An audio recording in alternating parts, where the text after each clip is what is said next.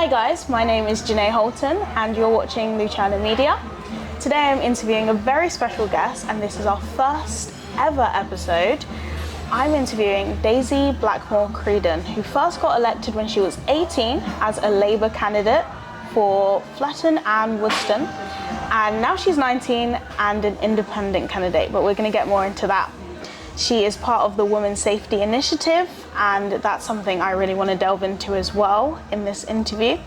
And we're going to be covering her amazing story all the way from childhood to now as a 19-year-old independent candidate. So gear up guys, this is going to be a really good podcast episode, and we're just going to introduce her. Hello. Hi. Daisy. Thank you for having me. That is okay. It's so good to have you. I'm really excited for this episode and I'm really excited just to get straight into it. So let's just start with who you are. Who would you say that you are? That's like a really broad question. But what do you do?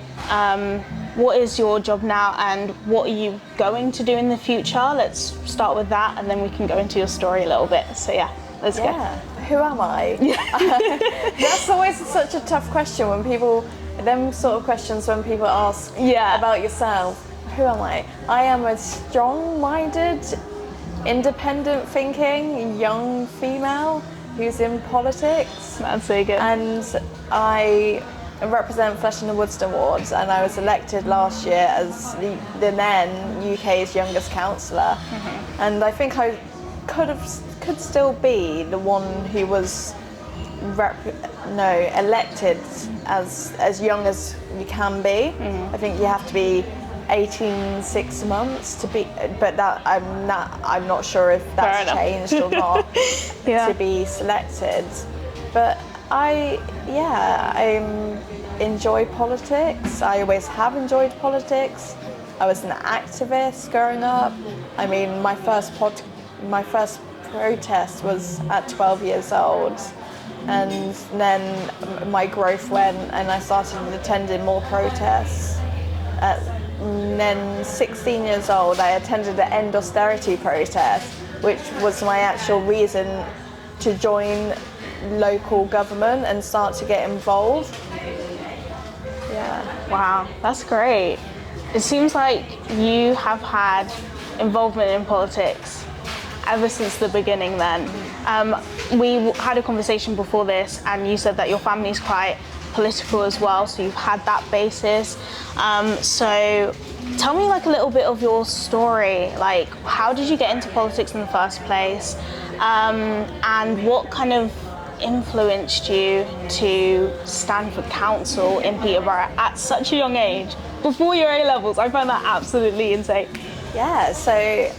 Well, my political journey was quite interesting because I have to say I did have the influence of coming from a political-minded family and who took me on protests and demonstrations, and I was used to go to sleep watching Question Time on a Wednesday night, which was great, and that's something I grew up with. So I was always around politics.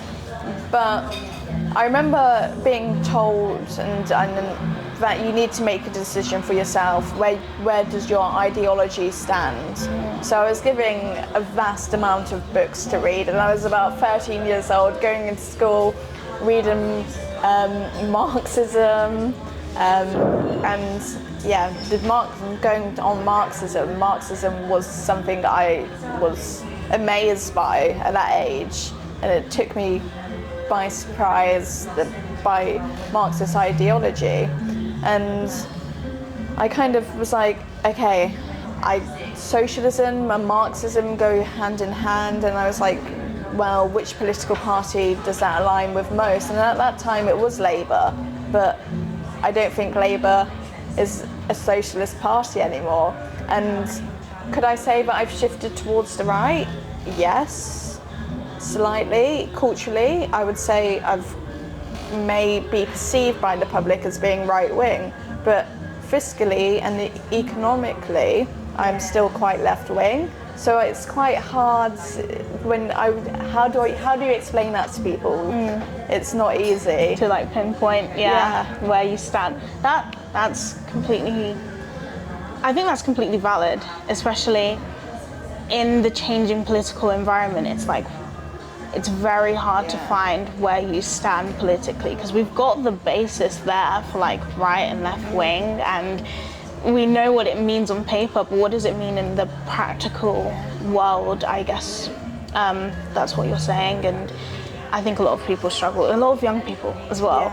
I know I've been like trying to explore what it means to be right-wing, what it means to be a conservative in this country, and I still think it's because things are changing so quickly and so fast, it can have your head spinning, but it's definitely a thing to continue looking into. So yeah, that's such a good overview. I think you mentioned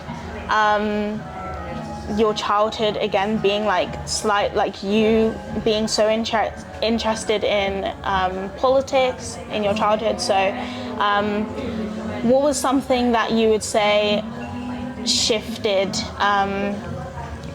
you into kind of being like I guess a normal kid to a political one? So I think you mentioned when you were 6, you said something very profound, but yeah, go on. Yeah, there was a clip which was played to me recently by my grandfather, and he said, on the clip it said, he was questioning me, and he said, oh, so what do you want to be when you're older?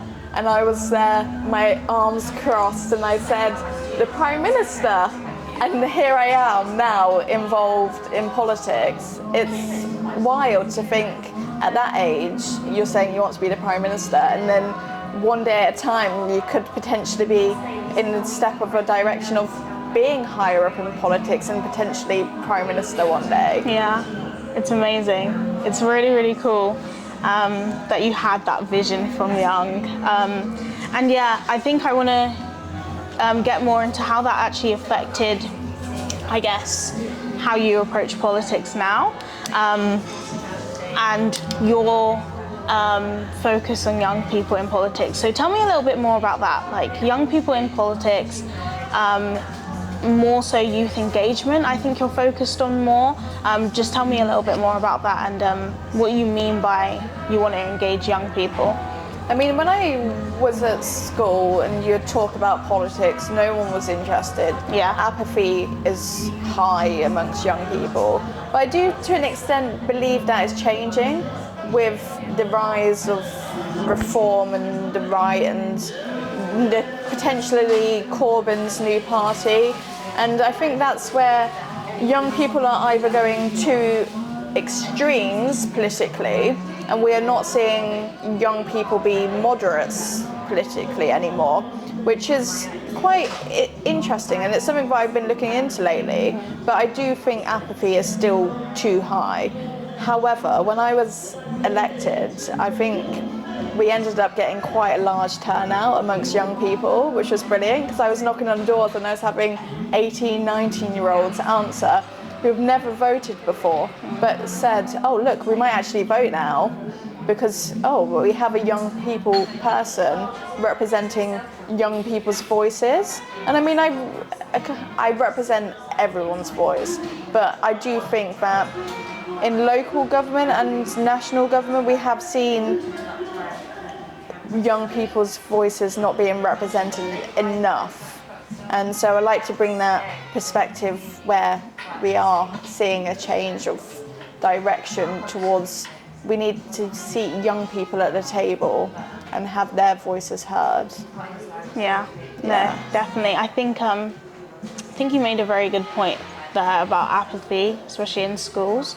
So how, okay, this is going to be a very hypothetical question, bear with me.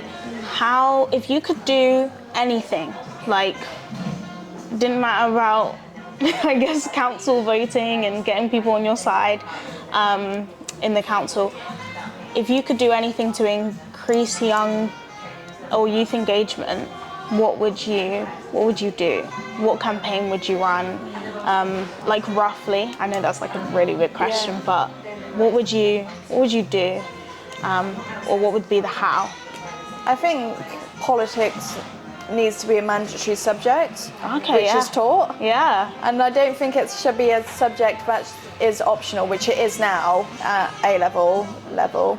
And I think it needs to be embedded in the curriculum. But how do you do that? How do you make sure that it's impartial, is the challenge.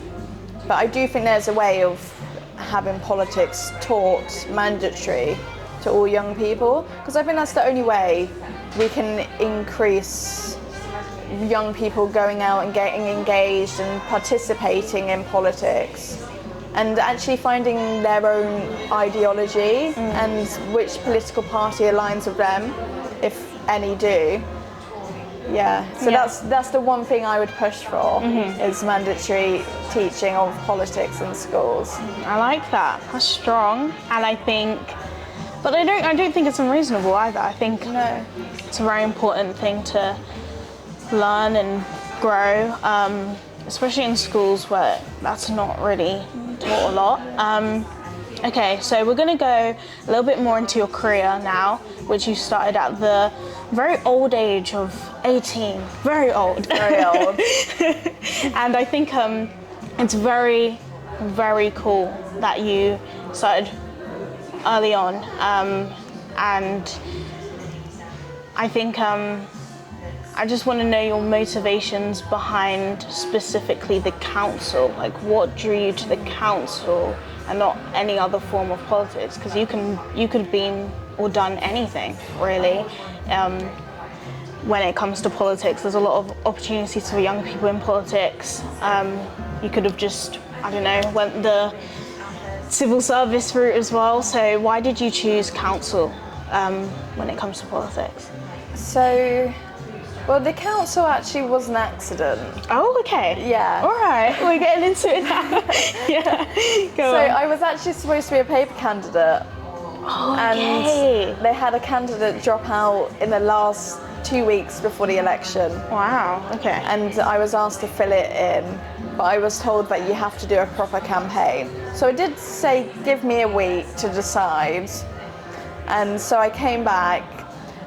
I think I figured it all out. I did a schedule to balance A-levels and a campaign. I need to ask you about that, because that is insane, but go on, yeah. Yeah, and so the schedule, I was like, okay, if I can work this schedule out and do the campaign, I'm in.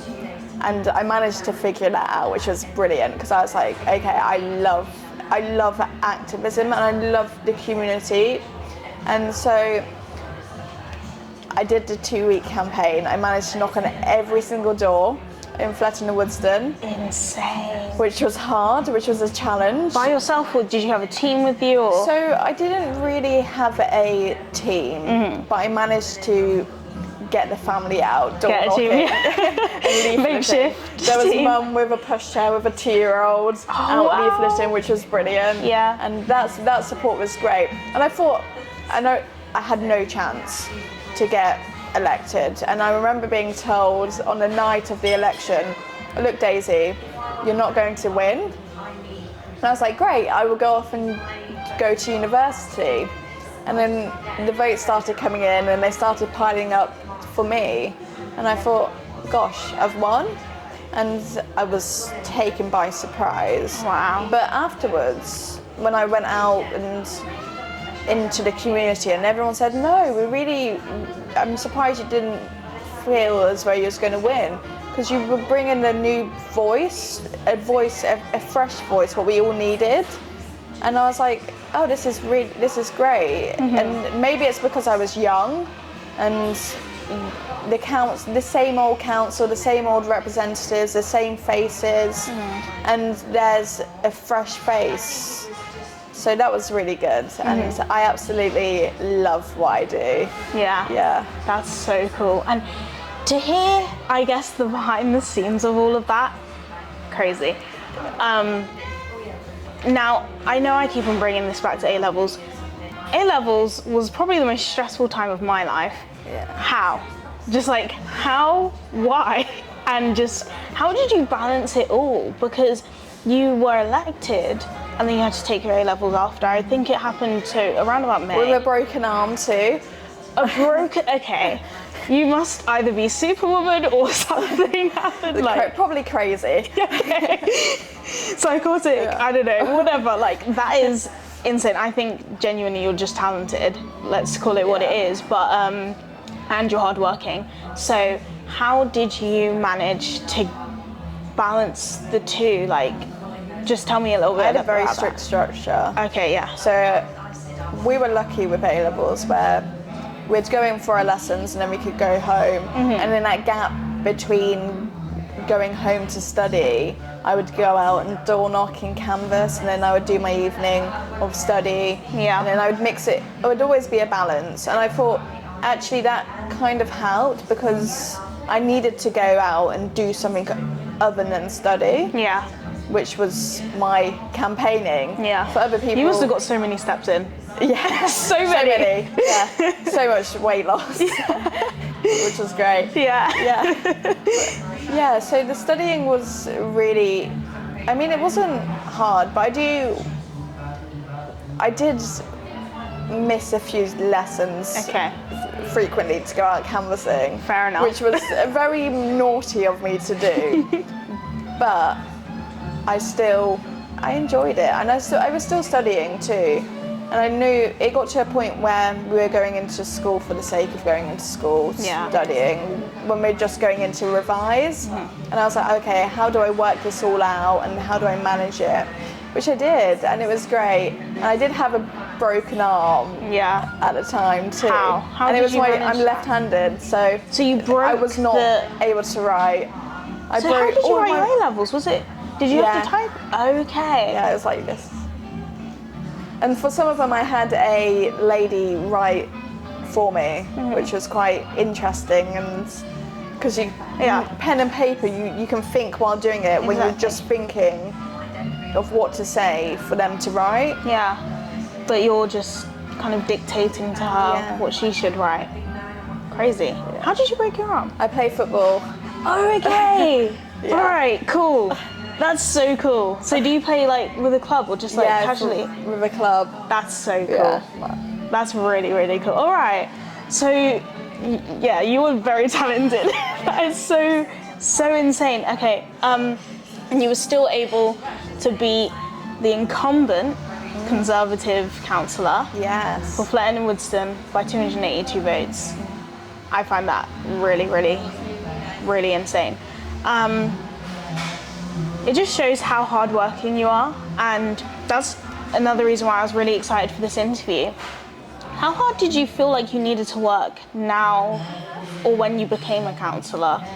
And how was that transition from just being a normal 18-year-old girl to now you're a councillor? You've got Fletton and Woodston on your shoulders. Like, how did you make that transition? Yeah, it was quite, I felt, when you talk about how hard did I have to work, I feel like I had to work a lot harder than everyone there, because I felt I had to, as being a young female, I had to show up more, I had to be out there more, and to actually feel as though I had a voice at the table, which was not something that, I mean, I was elected in my own right to be there, but I still feel as though that I do have to work a lot harder than most people there to be heard, to be listened to, and I don't think you should have to be that way, because again, I have every reason to be at that table as everyone else does, and but it's very interesting, and it's hard work, you have to say, and I mean it's challenging. You have to read all the papers, all the documents, you have to go out, speak to residents, and it's very time consuming, but again, I absolutely love what I do. That's amazing.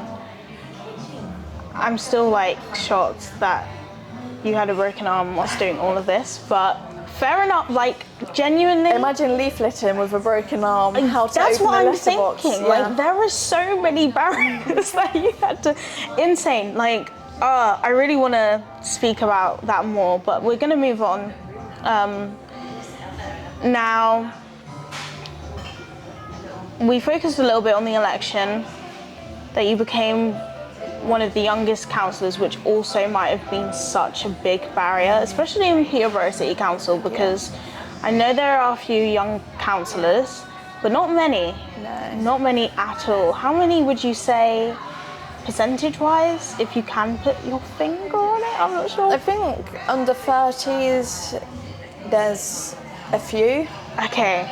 And You can count on, like, your fingers, kind of a few, or maybe a little bit more. probably on, not even on both hands. Interesting. Yeah, which Yeah. is quite interesting. And then I don't think, when I was elected, actually, it was a young bloke who was elected to awards, which was nice to have another young person on the council too. But there was still a gap between being 18 and being in your 30s. Yeah. Yeah, Definitely. very different Stages of life. life. Yeah, Yeah. which was interesting. But I did have a lot of support, and then the support went. Interesting. We're going to get into Yes. that. We're definitely going to get into that. So, to backtrack a little bit, don't want to bring you too far back, but again, when you first got elected, you served on the Children and Education Scrutiny Committee and a licensing subcommittee, and you attended most of the meetings. How was that? Just like, how was I guess the Children and Education Scrutiny Committee, how did you find that? What did you do on the committee? Maybe give us some insight about the interworkings of the council committee as well. What kind of went down there? Children education was really interesting because when you sat at the table and you looked at all the councillors around, the first thing that came to my head was, what do these people actually know what young people want? And I thought, actually, this is good for me because I can bring a new perspective to this committee and actually advocate for young people's voices. Because before I was even elected, I used to sit on the youth council. Okay, Yeah, I used to be part of the youth council as well. That's really cool. Okay, yeah, go on, sorry. And that was why, and I used to sit on committees as a youth council representative. Yeah. Which was, absolutely blew my mind to the documentations, which is quite interesting because you kind of knew what you were getting into by sitting on a youth council in committees as a councillor. So if anyone wanted to go into politics, I would always recommend them to join the youth council. Yeah. But the inner workings of the committees were very interesting because it felt as though if you weren't a cabinet member, if you weren't a part of the leading party on the council, was your voice really heard? Yeah, That's the same in national politics too. Yeah. It's a very valid question because a lot of people debate this, and I think that's why a lot of young people are a little bit apathetic towards politics, would you say? Yeah. But you stated, I'm getting this from the Independent, so you said as a councillor, you stated that your priorities were supporting the community, especially those who are most disadvantaged. What did you mean by that? Why is that important to you? Okay. I just want to understand your mind in this as well. So when I was younger, I mean, people probably have a perception of me, and it's probably wrong. Yeah. I grew up in poverty. Yeah. And quite a bit of, like, my mum was 18 when she had me, and she went back to university later on in life and got her degree. But in that meantime, we did struggle financially. We used food banks. I mean, I grew up in social housing and stuff. So I would have considered myself quite disadvantaged for a period of my childhood. But then it got to a point where I was no longer disadvantaged. So we got the support we needed to get out of a financial struggle and strain, and get out of what you'd say poverty. And what I wanted to do is support families and support young people to build themselves up and support the disadvantaged, because I was disadvantaged once too. Yeah, yeah. First of all, that's beautiful. And I think what specifically is beautiful is your want to get people out of that, and I guess give freedom. Would you say freedom of opportunity, or would you say you just want to like kind of give? This is kind of getting into a more political thing now. But like, would you say you want to give more opportunities, or you just want to give equal opportunities? Okay, yeah. I believe that everyone should be given equal opportunities to be able to get out and to succeed too. And I mean, you go to school and you get given those opportunities to succeed. Take every advantage you can to make it. And I would. That's one thing I tell young people. School may not be fun, but it's a step in getting your results, getting your exams. But it's not the only way. There's so many ways, and grab every opportunity you can and take it. Yeah. But I'm a big believer in equal opportunities for all. Yeah. And I think that's so important, especially in like a place like Peterborough, where maybe as a ward, as a constituency, whatever, we don't have maybe some of the same opportunities as maybe other constituencies. I think you wanting to bring the opportunity there so people can have it is amazing, and I think it's a very valiant effort. So I think 1 in 3 children in Peterborough live in poverty. Really? Yeah, which was something I did not know that. When I looked into it, I was absolutely gobsmacked at that statistic. And for a first world country, we need to. And I thought we need to do something about this, and that's one thing I'm still really want to work on with the council, and getting people out of poverty and into work, into employment, and giving them opportunities. Yeah, that's amazing. And I think, first of all, I hope that goes well, trying to get the backing and support. But also, I think that's a very, very important thing to want to focus on. And I think that's going to boost young people engagement in politics as well, the more you do that. So hopefully it boosts youth engagement in politics as well. So obviously we're going to move on to, I guess, the thing with the most controversy, and that is the CCTV safety campaign. So run us through that for you, and then during I might just ask you some questions about what is frequently misunderstood about that whole situation.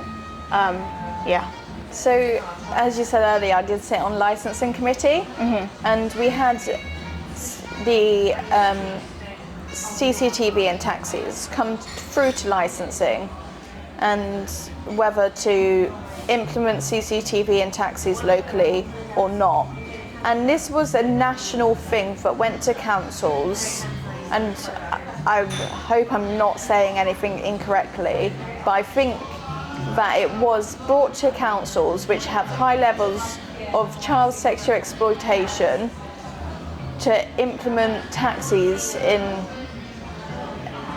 CCTV in taxis of cities and towns which have high levels of CSE. So that, for a start, was like, well, why would you not want CCTV in taxis in areas of high levels of child sexual exploitation? We must implement this. That was what was going through my mind. It was very black and white to me. Yeah. So we came down to the vote, and I voted for CCTV in taxis, but the recommendation was for it to go to full council so all members could vote on it. And we had lots of meetings prior to full council and stuff where we discussed what the vote was going to be. And I kept on saying, look, I need to support this. I can't not support this. And then it came down to it being a whipped vote against CCTV in taxis, a Labour whipped vote against CCTV in taxis. And I mean, I have to say, when people say young people are naive, I was naive and fell for that whipped vote. Yeah. But the consequence afterwards for me was restless nights, knowing that there could be young, vulnerable people getting into taxis and potentially something happening. Yeah. And so after that, there was a BBC article which got put out, and I think it was in Lincolnshire, of a disabled female that got in an incident in a taxi, and he was quite abusive to her. Oh, wow. And there was a warrant for his arrest. And so I shared the BBC article and said, I'm very concerned that this taxi driver could still be operating whilst there's a warrant for his arrest. And I said, I will raise this back with the licensing team on Peterborough Council.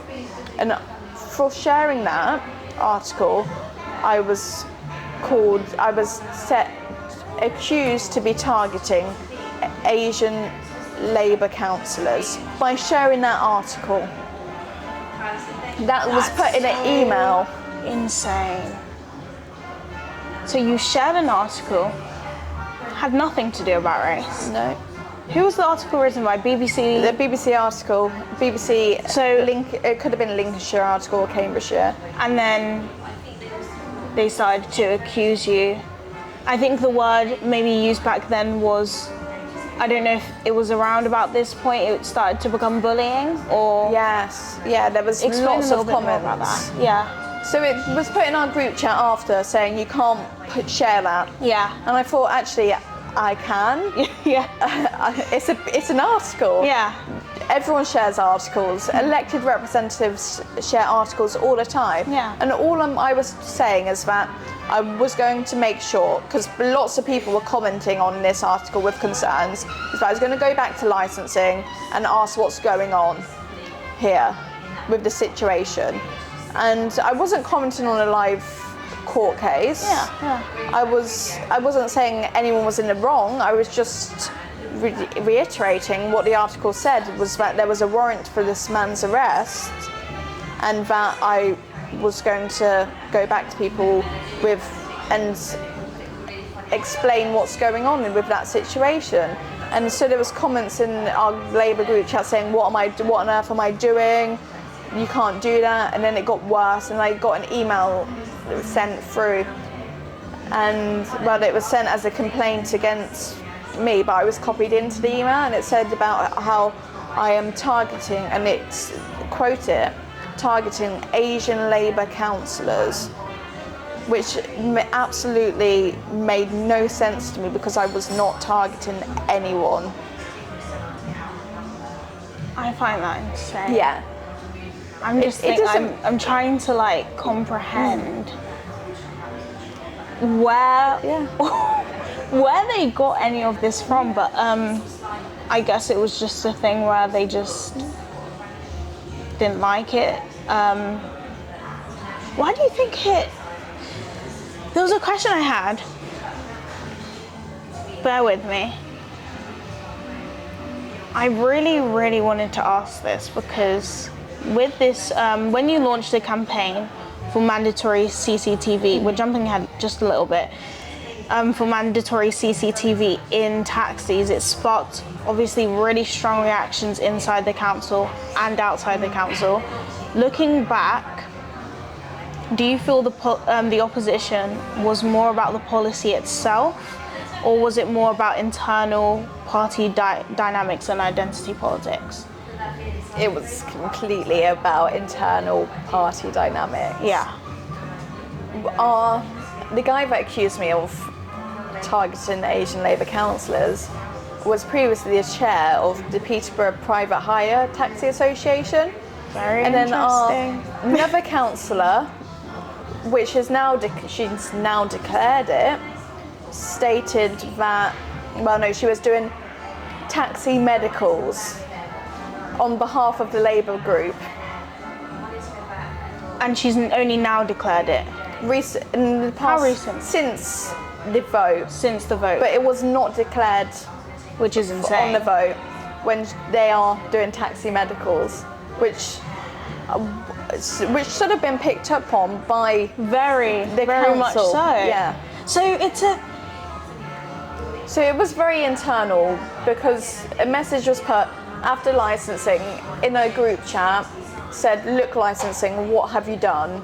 We are now going to lose our seats in East Park and potentially East Park and Central. That's on a WhatsApp message. Sorry, I'm just at a loss for words here, because obviously, like, we've seen the articles, we've seen things released on it on either side, things I guess in your favour or in favour of CCTV and taxis, and then obviously against on the other end of the spectrum, whatever reasoning they gave. I think the challenge I'm having in understanding this now is why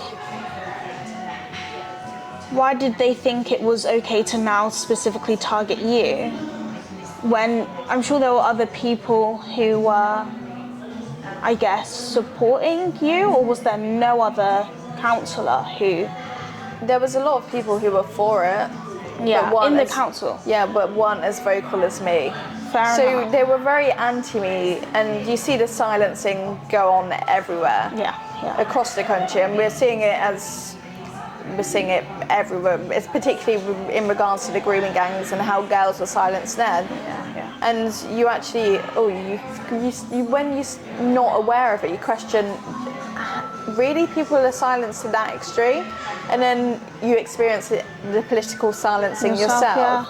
And you think, gosh, this is what happens. And I mean, if I wasn't as strong as I am, and I was, I probably would have resigned as a councillor. Wow.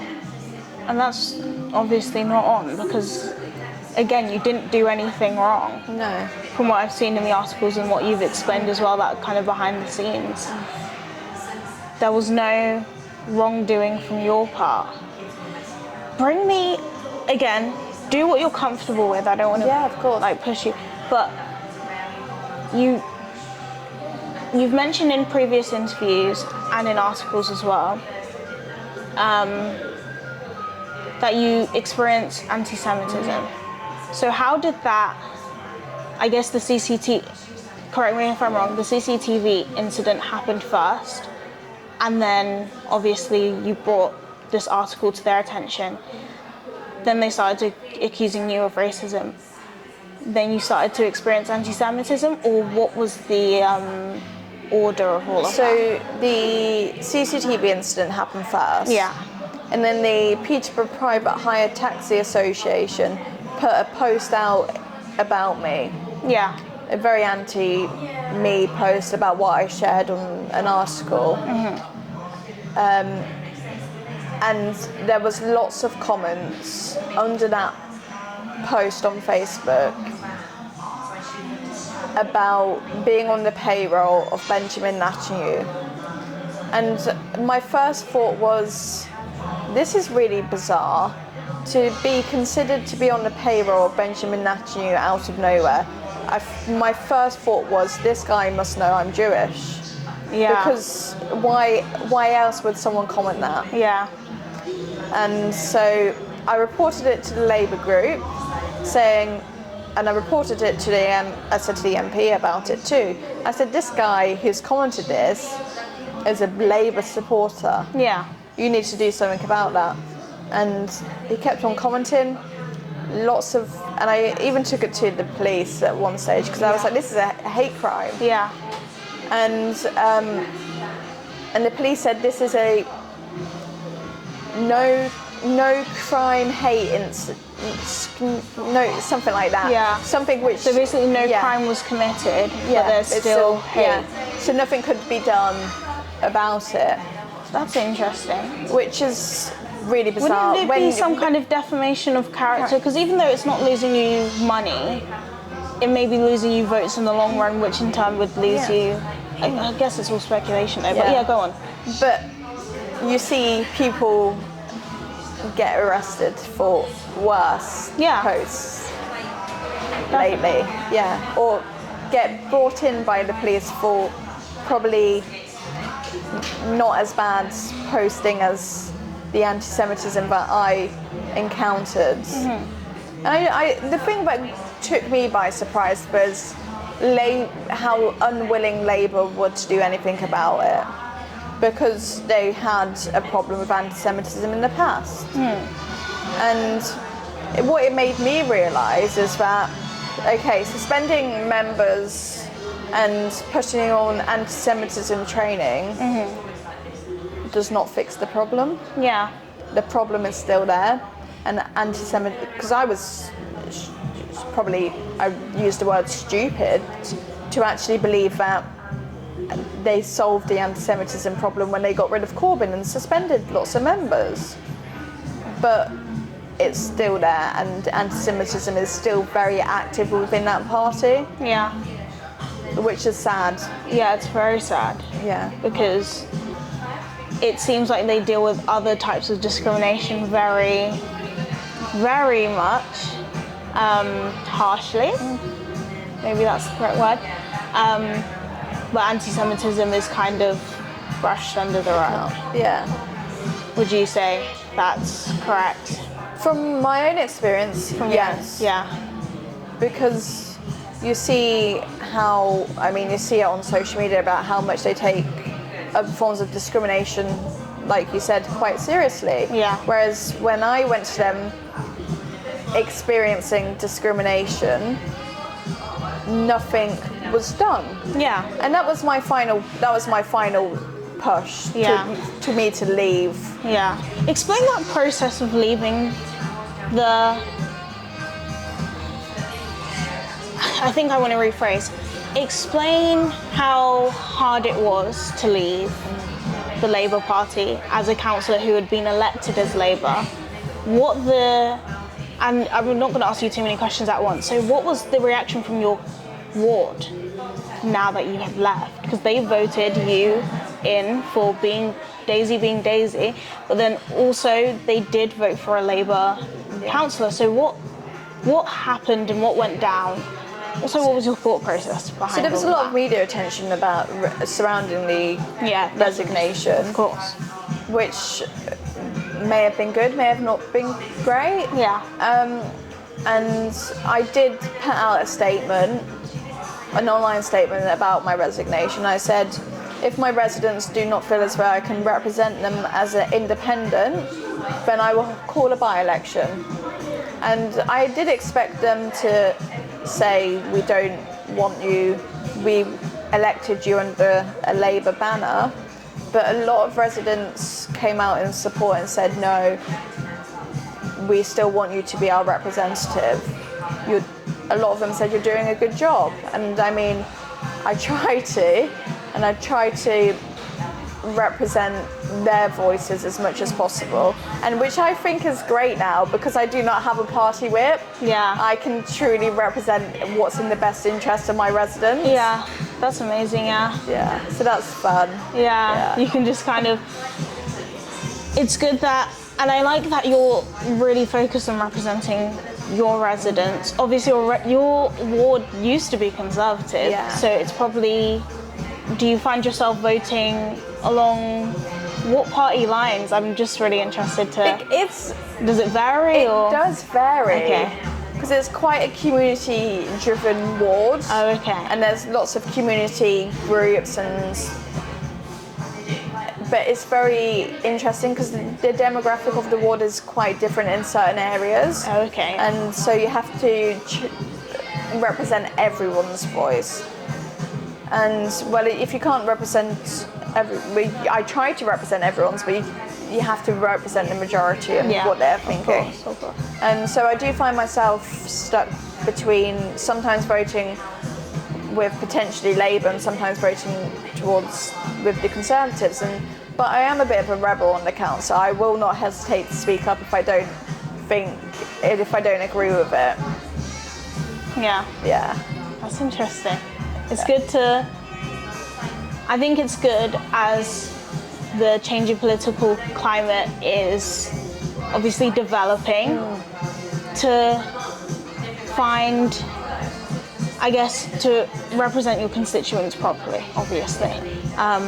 But what does it mean to, I guess I would pose to you the question, if you can't answer this, that's completely fine, but what does it mean now to be a good councillor? What do you think it means to be like a good councillor who's representing their constituents well, but also able to go against the grain when you need to? I would say that best describes maybe some of your work. You go against the grain, but yeah, go on. Yeah, I try and to be a good councillor, I think you have to be out there, listening to voices, going to see firsthand what problems are, and just being active and being in that community as much as possible. I mean, I even moved to the area recently, so I could feel because I've actually started to fall in love with the area, so I decided to move that way. Wow, that's amazing. So, and I go to the pub very frequently and talk to locals about what's going on, and seems like you're very integrated within. And it's brilliant. Yeah. And I think that's what makes you a good counsellor. Being seen and being representative. And I use that word frequently because I think that's the one thing you have to be in local government, is representative. Yeah. There was a vote recently on stopping anything to do with Israel with pensions. And I was one of two, I was the only person that spoke against it. Yeah. And I was one of three who voted against it because they said that Israel is committing apartheid, and I don't think Israel is committing apartheid. And I don't think in local government, okay, we can vote against that, but I don't think we're really making a difference to anything. Locally, yeah. We should be representing what's going on housing. Yeah. We should be talking about housing and potholes and community street drinking. Yeah, all that stuff. Yeah, libraries being closed down. I think nationally that matters. I would say, but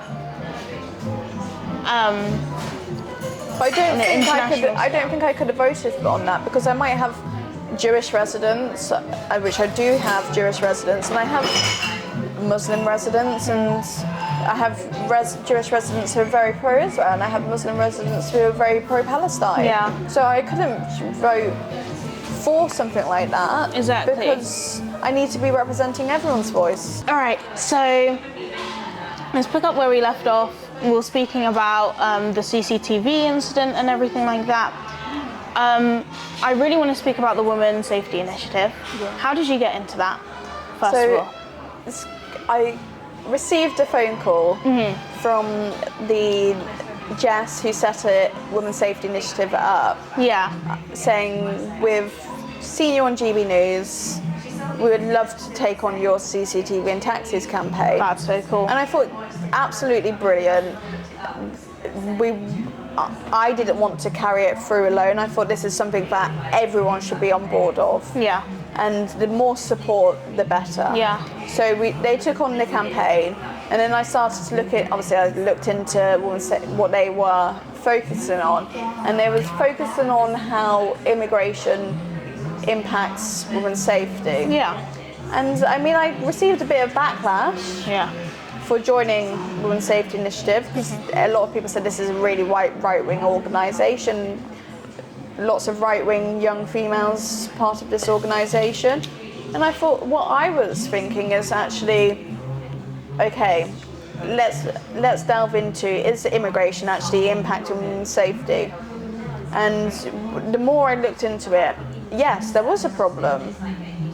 And I think that's something we should be focusing on.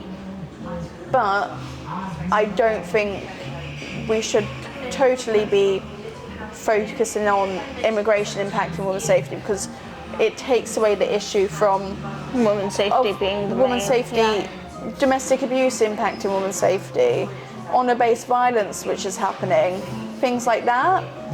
And we should be focusing on every aspect of problems within society which are impacting women's safety, and we need to come to a solution where women's safety isn't at risk at all from anything. We shouldn't. I bet you don't go out late at night. And of course. Keep your keys in your hands, just in case. Yeah. And there should be no just in cases. We should be able to walk the streets at night. We should be safe. I think as a woman, you're constantly. I think a lot of, I guess, men don't understand that you're constantly thinking about your safety all the time, like 24/7, and it's just so normal, I guess, to us that it's like. We just go on with normal life, but and I kind of got pushed to join him even more because the day before I received the phone call from Jess, who set Women's Safety Initiative up, I had my house fire bomb proof fitted, and I thought, okay, and I was questioning, is this because I'm a female, is it because I'm a young female, I'm having to get this fitted? But if I was a man, would I have to get this fitted? Probably you would too. Yeah.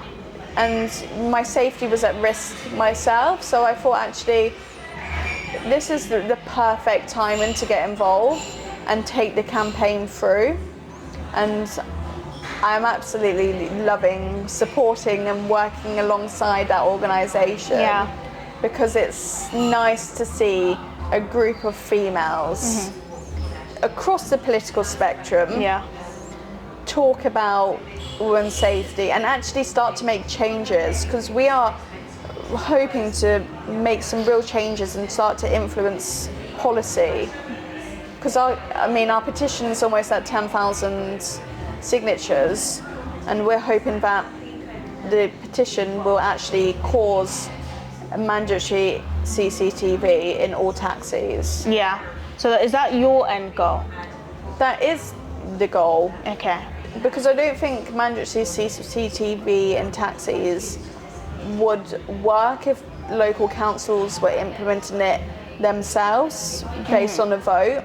Yeah. It needs to be something that is implemented by national government in all taxis. Okay. Yeah, and private hire vehicles. Yeah. I definitely think you're right about that, in the sense that, again, councils, they are on the ground, they're grassroots organisations.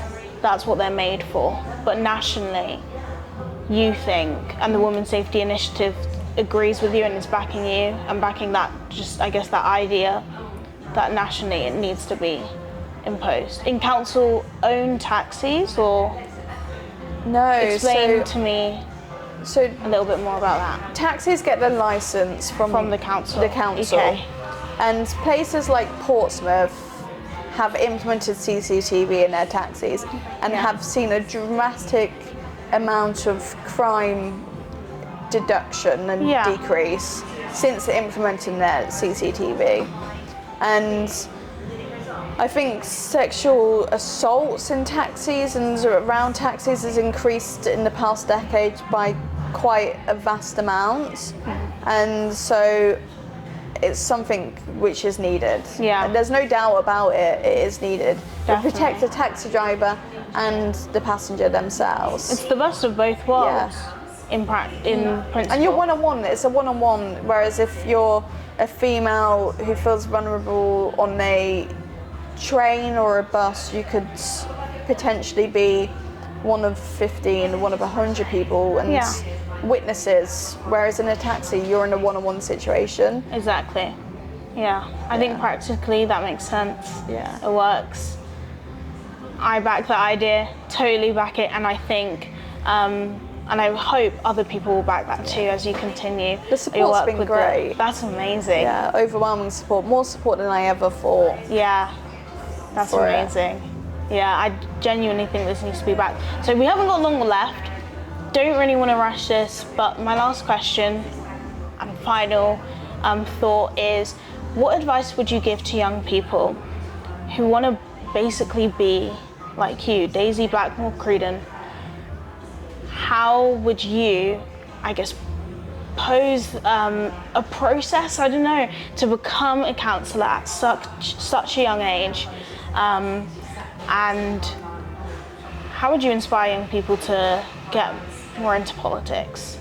I would encourage young people who are not willing to conform to go into politics. In the political climate we're in now, is that political parties and older politicians want young people who are willing to shut up and stay silent, and that's not politics young people want to see. So those young people who are willing to talk up and speak up and potentially create controversy by speaking up, which it probably isn't very controversial what they're saying, to go into politics. And